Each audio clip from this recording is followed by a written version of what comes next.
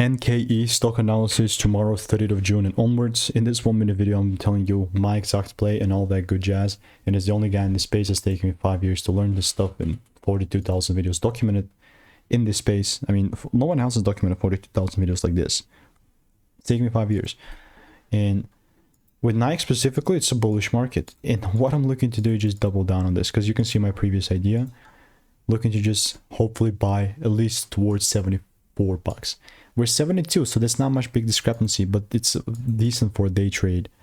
But I'm only gonna trade things like this if there's a double break. If not, I don't care. So, boom, that's how Nike is looking like. There you go. Waiting for my confirmation.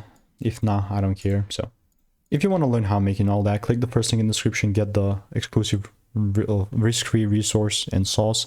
Expires soon, so check it out, be fast.